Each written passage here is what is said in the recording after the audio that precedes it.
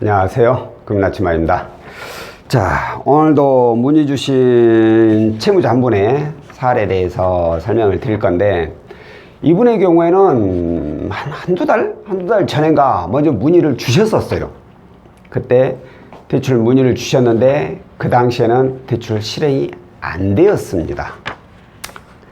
이제 고용 자료 조건상 안 되었는데, 제가 저번 주인가? 그 아파트 담보대출에 관련된 영상 하나를 올렸었죠. 그래가지고 특히나 이 전라남북도, 광주, 광역시, 제주도에 한해서만 LTV 최대 95%까지 가능하다라는 그런 영상을 올렸는데, 그 영상을 보시고 저한테 저번 주 정확히 기억이 안 나냐. 그때 연락을 주셔가지고 대출 진행을 하신 분입니다. 그래서 오늘 승인까지 나셨어요. 자, 어떤 내용인지 그 부분에 대해서 제가 안내를 해드릴게요. 이분은 현재 개인 사업자. 사업장이 광주예요. 광역시. 광주시가 아니라 광주 광역시예요. 의류 도소매 하고 있고, 현재 한 4년 정도 운영을 하고 계십니다. 이분께서 이용 중인 대출 내용을 보면 아파트 담보대출로 은행에 1억 2,650, 그리고 해당 이 아파트로 해가지고 후순위로 해가지고 캐피탈에서 5천만 원을 이용하고 있었어요. 그리고 이제 은행의 정부 지원 상품이 있고, 나머지 이제 이금융권 이자 높은 애들 저축은행 카드로 이용하고 있는데, 현금 서비스가 무려 2,400만 원을 이용하고 있어요. 어마어마하게 이용을 하고 있었죠. 이분의 신용점수가 나이스가 701점에 K12가 593점. 사실 대출 이렇게 이용하고 있는데 거기에 따른 신용점수는 제가 봤을 때는 낮진 않다고 봐. 이 점수 자체는 낮고 이용하고 있는 대출 내역에 비하면 참 그나마 덜 낮은 거예요. 근데 이렇게 신용점수가 많이 하락한다는 거예요. 내 꼴이 2,400이면 뭐 뻔하죠. 돌려막기 하고 있다라는 거. 그래서 이분이 한 달 전에 저한테 문의를 주셨던 거예요. 얘네들 좀 어떻게 해결 좀 해보고 싶다고. 그런데 이 점수 이렇게 가지고 있는 대출 내역, 방법이 없어. 오로지 방법을 찾자면 이제 이 아파트 있죠. 이 아파트로 해서 후순위 담보대출이 되는지를 봐야 돼요. 그래서 제가 이 아파트의 그 KB 시세를 보니까 이게 3억 8천만 원짜리였습니다. 8천만 원. 근데 현재 이용하고 있는 게 2억 6,500에 1억 2,650에 5천만 원. 합의 그럼 1억 7천. 시세 대비 이용하고 있는 금액이 적네? 그럼 거의 답이 나온 거죠. 이럴 때는. 그러면 해당 아파트로 해서 후순위 담보대출 캐피탈 대안하면서 추가로 더 받아서 얘네들을 상환을 하는 게 맞습니다.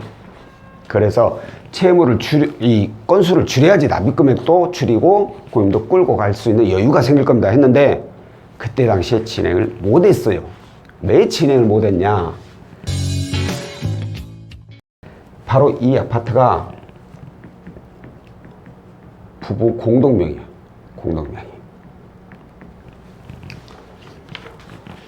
부부 공동명인 경우에 이걸 이용을 못하는 이유는 딱 하나입니다. 대부분이. 바로 이 가지고 있는 대출을 사모님이 모른다는 거죠. 배우자가.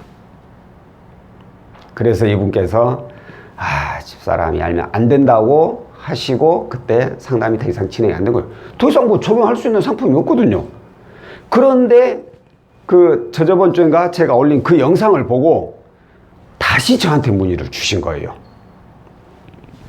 만약에 본인이 진행하게 된다면 배우자가 이제 다 부부 공동명의니까 당연히 동의가 있어야 되죠. 배우자 동의가 필수죠. 필수. 배우자 동의를 해주면 얼마까지 이용을 할 수 있겠느냐라고 저한테 얘기를 물어보신 거예요. 그래서 제가 확인을 해보니까 이분의 신용 점수 대비 적용할 수 있는 LTV가 90%까지 이분은 가능할 수 있는 걸로 보였어요. 그러면 90%하면 3억 4,200만 원, 200만 원까지 가능하고, 여기에 이제 선순위 은행 빼야 되잖아요. 은행 이제 마이너스 은행인데 이 금액을 빼는 게 아니잖아요. 제가 말씀드렸죠. 남아있는 원금을 빼는 게 아니라 설정되어 있는 금액이 얼마냐가 중요한 거예요. 설정된 금액을 빼는 거거든요. 후순위 나갈 때는. 근데 이분이 처음 대출 받을 때는 이 금액이 아니었어. 이보다 훨씬 더 높았죠. 그러니까 설정 금액이 훨씬 더 높죠. 그렇게 해가지고 대출 받으면 후순위 나올 금액이 별로 없죠. 그렇기 때문에 이런 경우에는 이제 감액등기란 걸 하죠. 감액등기. 예를 들어서 이전에 2억을 받았어. 그러면 설정이 2억 4천 또는 2억 2천 되어 있을 확률이 높아요. 그럼 이 설정 금액에서 빼야 되니까 나올 수 있는 금액이 줄어들잖아요. 근데 나는 진짜 원금이 얼마 안 남았어. 그렇기 때문에 그때는 2억 받았을 때에 대해서 설정을 한 거고, 지금 이제 얼마 안 남았으니까 이 금액에 대해서 다시 설정을 해달라. 이게 바로 감액등기라는 거예요. 은행에다 감액등기를 요청하면 이제 이 금액에 대해서 보통 120%를 설정합니다. 그 설정 금액이 약 1억 5,200만 원 정도 됩니다.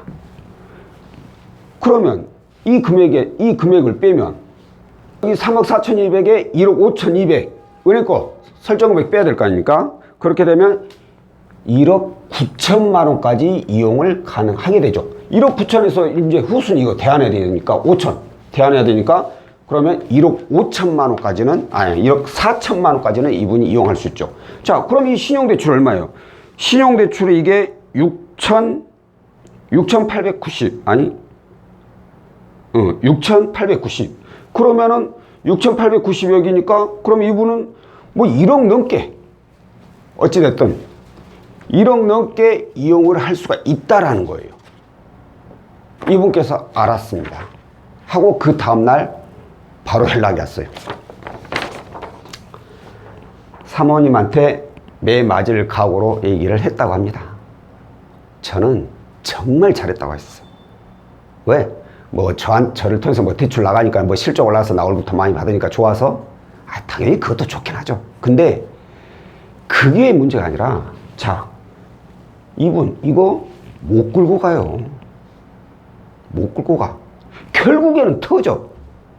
결국엔 터진단 말이 뭐예요? 결국에는 못 갚아서 배우자가 뭐를 내야 모를 수가 없어. 예를 들어서 연체해봐요. 집을 압류 들어가 봐.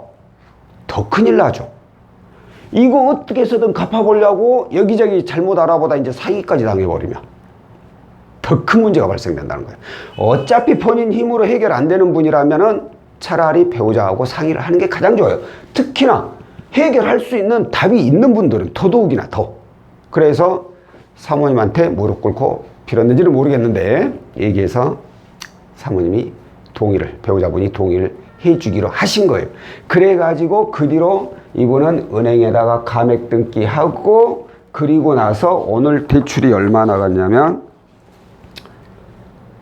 1억 5천만 원을 이용하셨어요. 그러니까 전액 이용한 게 아니라 본인이 이 캐피탈 거 이거 대안하고, 그리고 얘네들 거 또 상환하고, 그리고 추가 자금 좀 필요한 거 해가지고 1억 5천만 원을 이용을 해가지고 2만 원 대출을 다 없애고, 후순위로 이제 저축은행이죠.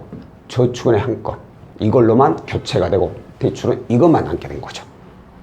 이렇게 해서 대출 건수를 줄이고 월 납입 금액을 줄인 겁니다.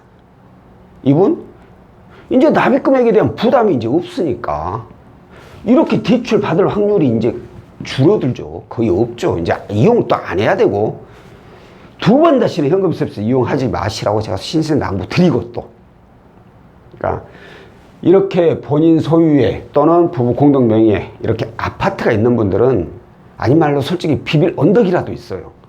그러면은 처음에는 이렇게 공동 명의인 경우에 배우자분이 모르더라도 결국은 본인이 해결할 수 있는 내용이 아니라면은 하루라도 빨리 알리는 게 조금이라도 돈을 더 아끼는 거라고 생각을 하세요. 왜? 어떻게 해결해 보려고 하다가 빚만 더 늘어나요. 이제 더. 이분 뻔해요. 일이 안 돼서 생활비 준이라고 대출 더 받는 거야. 생활비 때문에 말 못하고. 그러다 대출 더 받고 더 받고 더 받고. 결국은 이것도 갚아야 되고 이것도 갚아야 되니까 빚 갚아야 되니까 빚을 더 내는 거고. 이렇게 빚이 더 늘어나게 될 수밖에 없어요. 항상. 이렇게 늘어나기 전에 먼저 배우자분하고 상의를 한다면 훨씬 더 적은 금액으로 해결할 수 있었던 거잖아요. 그러니까 특히나 부부 공동명의는 내가 가지고 있는 빚은 반드시 우리 배우자도 꼭 알 수 있게끔 알려주시는 게 나중에 혹시나 또 모를 일을 조금이라도 빨리 더 대처를 할 수 있다라는 거고, 뭐 본인 단독 명의라면 뭐 두말할 것도 없이 이렇게 해서 고금 대출을 통합하는 게 가장 좋은 방법이라고 생각을 합니다. 자, 오늘 영상은 여기까지고요. 다음번에 또 다른 내용으로 찾아뵙도록 하겠습니다. 고맙습니다.